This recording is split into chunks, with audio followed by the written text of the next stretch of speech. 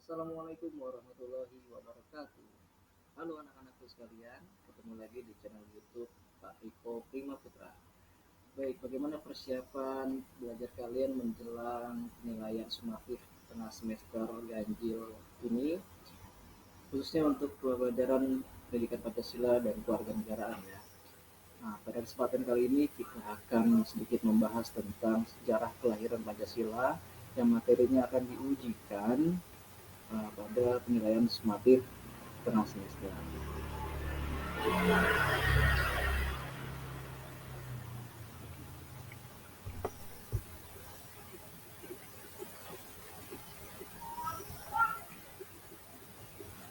Nah, untuk itu silakan siapkan terlebih dahulu catatan dan buku aktif kalian untuk sambil membaca materi yang sudah pernah saya sampaikan di kelas gitu ya. Baik, kita mulai saja. Sebelum kita membahas lebih jauh, kita harus pahami dulu bahwa Pancasila itu merupakan cerminan cita-cita luhur yang tertanam dalam budaya dan peradaban bangsa Indonesia. Bukan sekedar daftar frasa atau kata-kata, ya, Pancasila memegang peranan penting dalam kehidupan berbangsa dan bernegara sebagai landasan negara. Maka Pancasila ini merupakan warisan agung yang dikenal sebagai Pancasila perlu dilestarikan dan dipraktikkan dalam kehidupan sehari-hari.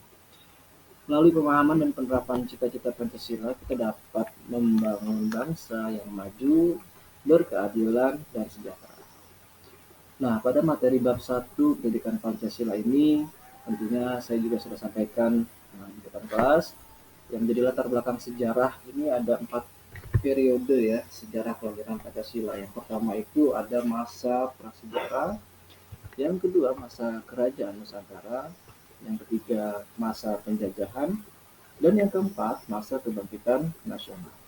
Nah, dari keempat periode ini kita fokus kepada masa kebangkitan nasional gitu ya, di mana nanti pada masa kebangkitan nasional ini merupakan cikal bakal lahirnya Pancasila sebagai dasar negara kita yang kita kenal sampai saat ini.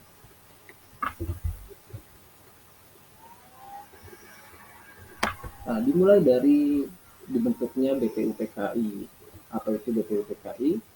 Ya, BPUPKI adalah Badan Penyelidik Usaha Persiapan Kemerdekaan Indonesia yang diketuai oleh Dr. Rajiman Widyodiningrat.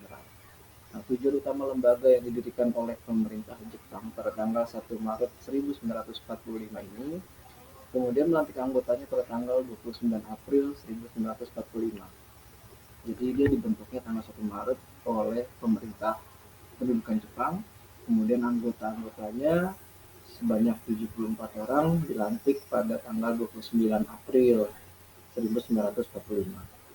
Nah, untuk mempersiapkan dan melakukan penyelidikan yang berkaitan dengan kemerdekaan Indonesia. Meskipun didirikan oleh para penjajah, BPUPKI berfungsi sebagai wadah bagi para pemimpin nasional untuk mengembangkan sistem politik yang akan menjadi landasan Indonesia yang merdeka.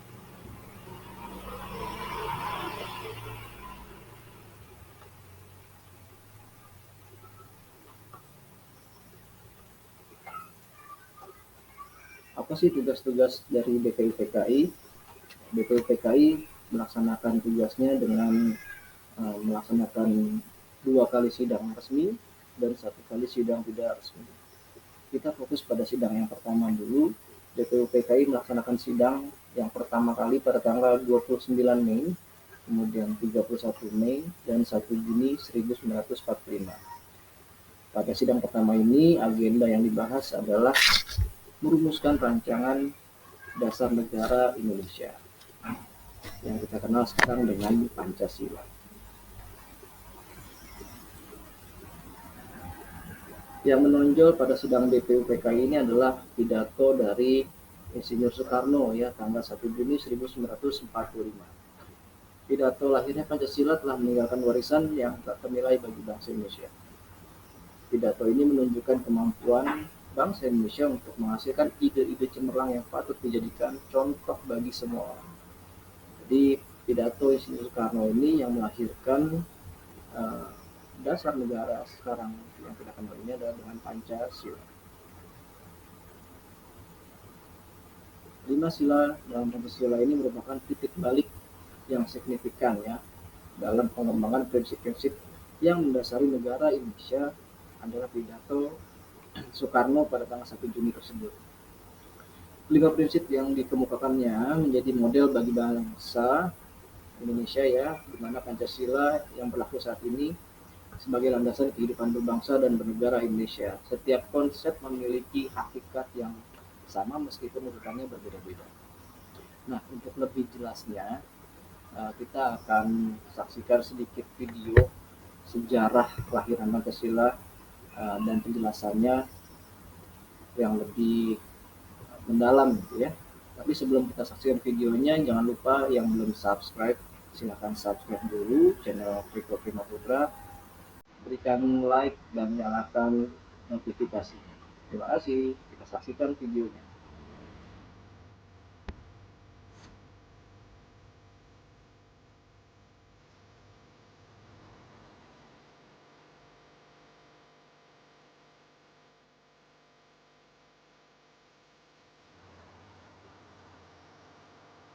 Menjelang kekalahannya di akhir Perang Pasifik, tentara pendudukan Jepang berusaha menarik dukungan rakyat Indonesia dengan membentuk Dokuritsu Junbi Tyosakai, atau Badan Penyelidik Usaha-Usaha Persiapan Kemerdekaan Indonesia, BPUPKI. Berawal dari pemberian janji kemerdekaan bangsa Indonesia oleh Perdana Menteri Jepang saat itu, Kuniaki Koiso, pada tanggal 7 September 1944. Pemerintah Jepang lalu membentuk BPUPKI pada tanggal 1 Maret 1945. Organisasi yang beranggotakan 74 orang, 67 orang Indonesia dan 7 orang Jepang ini mengadakan sidang pertamanya pada tanggal 29 Mei hingga Juni 1945 untuk merumuskan falsafah dasar negara bagi negara Indonesia. BPUPKI ini beranggotakan 67 orang dengan Ketua Dr. Rajiman Widyudiningrat. Pada hari pertama sidang, Dr. Rajiman meminta para anggota sidang untuk menyampaikan pandangan mengenai dasar negara. Permintaan ini pada hari pertama tanggal 29 Mei dipenuhi oleh Muhammad Yamin, yang mengemukakan secara lisan butir-butir dasar negara tersebut. 1. Peri kebangsaan. 2. Peri kemanusiaan. 3. Peri ketuhanan. 4. Peri kerakyatan. Dan 5. Peri kesejahteraan rakyat. Pada tanggal 31 Mei 1945, Profesor Supomo menyampaikan butir-butir nilai yang diusulkannya menjadi dasar negara. 1. Persatuan. 2. Kekeluargaan. 3. Keseimbangan lahir dan batin. 4. Musyawarah. 5. Keadilan rakyat. Hampir separuh anggota badan tersebut menyampaikan pandangan dan pendapatnya. Namun belum ada satupun yang memenuhi syarat suatu sistem filsafat dasar untuk membangun Indonesia merdeka. Pada tanggal 1 Juni 1945, Bung Karno mendapatkan giliran untuk menyampaikan gagasannya tentang dasar negara Indonesia merdeka. Insinyur Soekarno berpidato 5 dasar negara. 1. Kebangsaan Indonesia. 2. Internasionalisme atau peri kemanusiaan. 3. Mufakat dan demokrasi. 4. Kesejahteraan sosial. 5. Ketuhanan yang Maha Esa. Kemudian Insinyur Soekarno menyampaikan nama yang tepat untuk kelima dasar negara yang disampaikan. Nama kelima dasar itu adalah Pancasila. Dilanjutkan Bung Karno, kelima dasar itu dapat diperas menjadi 3 dasar Indonesia merdeka: sosionasionalisme, sosiodemokrasi, dan ketuhanan. Dan bila diperas lagi menjadi 1 dasar saja, menjadi gotong royong. Selanjutnya BPUPKI membentuk panitia kecil untuk merumuskan dan menyusun undang-undang dasar dengan berpedoman pada pidato Bung Karno itu. Dibentuklah panitia kecil yang terdiri dari 8 orang, yang diketuai oleh Insinyur Soekarno dan anggota-anggotanya adalah Muhammad Hatta, Sutarjo Karto Hadikusumo, Wahid Hasyim, Ki Bagus Hadikusumo, Otto Iskandar Dinata, Muhammad Yamin, dan A.A. Maramis. Panitia ini bertugas menampung saran-saran, usul-usul, dan konsepsi-konsepsi para anggotanya. Pada tanggal 22 Juni 1945, panitia kecil ini mengambil prakarsa untuk mengadakan pertemuan dengan 38 anggota BPUPKI yang sebagian diantaranya sedang menghadiri sidang Chosangin, sebuah badan penasihat yang dibentuk oleh pemerintah pendudukan Jepang. Pada pertemuan tersebut dibentuk sebuah panitia kecil lain yang kemudian dikenal dengan sebutan Panitia 9, yang terdiri dari Insinyur Soekarno, Muhammad Hatta, A.A. Maramis, Abi Kusno Cokro Sujono, Haji Agus Salim, Ahmad Subarjo, Kiai Haji Wahid Hasyim, A.K. Muzakir, dan Muhammad Yamin. Panitia 9 dibentuk untuk mencari modus antara apa yang disebut golongan Islam dengan apa yang disebut golongan kebangsaan. mengenai soal agama dan negara. Panitia kecil ini berhasil mencapai modus itu yang diberi bentuk suatu rancangan pembukaan hukum dasar. Inilah yang kemudian dikenal dengan nama Piagam Jakarta 22 Juni 1945. Dalam Piagam Jakarta termaktub rumusan dasar negara yang berbunyi sebagai berikut. 1. Ketuhanan dengan kewajiban menjalankan syariat Islam bagi para pemeluk. 2. Kemanusiaan yang adil dan beradab. 3. Persatuan Indonesia. 4. Kerakyatan yang dipimpin oleh hikmat kebijaksanaan dalam permusyawaratan perwakilan. 5. Keadilan sosial bagi seluruh rakyat Indonesia.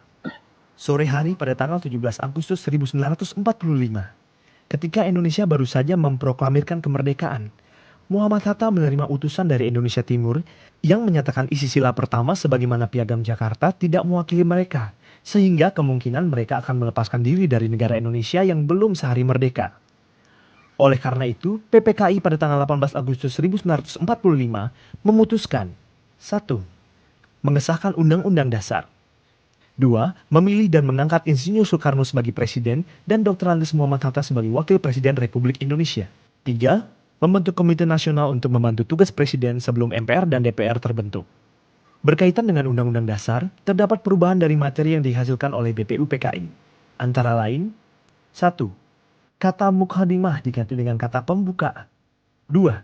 Pada pembukaan alinea keempat anak kalimat ketuhanan dengan menjalankan syariat Islam bagi pemeluk-pemeluknya diganti dengan ketuhanan yang Maha Esa. 3. Pada pembukaan alinea keempat anak kalimat menurut kemanusiaan yang adil dan beradab diganti menjadi kemanusiaan yang adil dan beradab. 4. Pada pasal 6.1 yang semula berbunyi, Presiden ialah orang Indonesia asli dan beragama Islam, diganti menjadi Presiden adalah orang Indonesia asli. 5. Sejalan dengan usulan kedua, maka pasal 29 pun berubah. Pancasila sebagai konsep dasar negara lahir pertama kali pada tanggal 1 Juni tahun 1945. Kemudian disahkan atau diresmikan pada tanggal 18 Agustus 1945 sebagai dasar negara, sebagai bagian yang tidak terpisahkan dari Undang-Undang Dasar 1945. Ideologi Pancasila diletakkan oleh pendiri bangsa ini sebagai ideologi bangsa yang dapat menjiwai berbagai gerakan dan kehidupan politik, serta kemasyarakatan bangsa Indonesia. Dasar pemahaman, penghayatan, dan pelaksanaan haruslah terpatri di setiap jiwa anak bangsa Indonesia, sehingga negara Indonesia dapat berdiri tegar, mandiri, dan kekal sebagai bangsa yang kaya akan budaya berlandaskan Pancasila.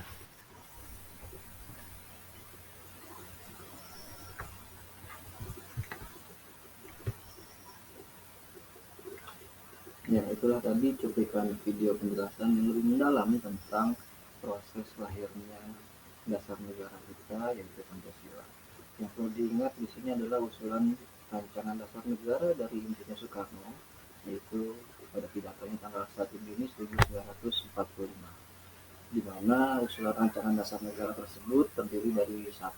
Kebangsaan Indonesia, 2. Internasionalisme atau perikemanusiaan, 3. Mufakat atau demokrasi, 4. Kesejahteraan sosial, dan 5. Ketuhanan yang Maha Esa. Ya, ingat ini ya. Kemudian selanjutnya tadi disinggung ada panitia 9. Ya, panitia 9 ini melaksanakan tugasnya di sela-sela sidang 1 dan sidang kedua, yaitu pada tanggal 22 Juni 1945. Siapa saja anggota-anggota panitia 9 tersebut? Ya, seperti yang tadi disebutkan dalam video, kalian bisa lihat juga di sini profil para pendiri bangsa tersebut di panitia 9. Dalam sejarah pergerakan kemerdekaan Indonesia, panitia 9 memegang peran penting berkat kerja keras dan pemikiran yang cermat dari para anggotanya. Lahirlah Piagam Jakarta yang menjadi dasar kemerdekaan Indonesia. Selanjutnya,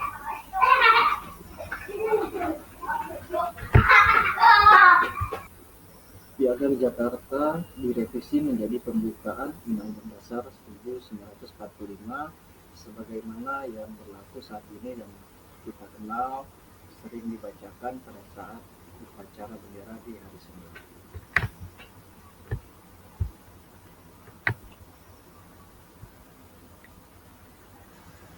Perubahan pada Piagam Jakarta, perubahan rumusan sila pertama Piagam Jakarta menjadi ketuhanan yang Maha Esa. Ya, tadi sebelumnya adalah ketuhanan dengan menjalankan syariat Islam bagi para pemeluknya.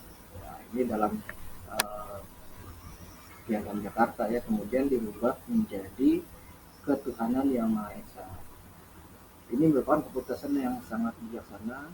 Keputusan ini menunjukkan bahwa para pendiri bangsa memiliki visi yang jauh ke depan untuk membangun negara yang bersatu, berdaulat, adil, dan makmur. Nilai-nilai toleransi dan keberagaman yang terkandung dalam sila pertama ini merupakan modal sosial yang sangat berharga bagi bangsa Indonesia. Maka negara kita yang disebut dengan keberagaman itu banyak sekali ya, ini tentunya ya. Nah, yang terakhir, BPUPKI yang merupakan bentukan dari pemerintahan Jepang tersebut dibubarkan pada tanggal 7 Agustus 1945.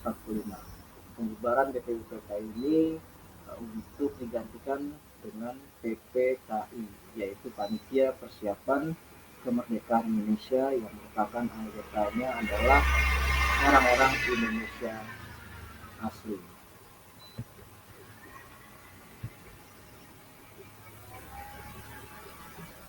PPKI merupakan pengganti dari BPUPKI. Di sini setelah melalui proses konseptualisasi yang panjang yang melibatkan beberapa pemangku kepentingan, Pancasila akhirnya disetujui sebagai dasar negara Indonesia. Sehari setelah proklamasi kemerdekaan Indonesia, tepatnya tanggal 18 Agustus 1945, PPKI melaksanakan pengesahan Pancasila tersebut. Demikian yang bisa disampaikan pada video penjelasan ini. Silakan dipelajari kembali materi-materi seputar sejarah kelahiran Pancasila. Ya, fokus pada masa-masa kebangkitan nasional yang menjadi titik awal kemerdekaan Republik Indonesia. Demikian video penjelasan kali ini. Terima kasih atas perhatiannya. Jangan lupa untuk subscribe, like, comment, and share. Terima kasih.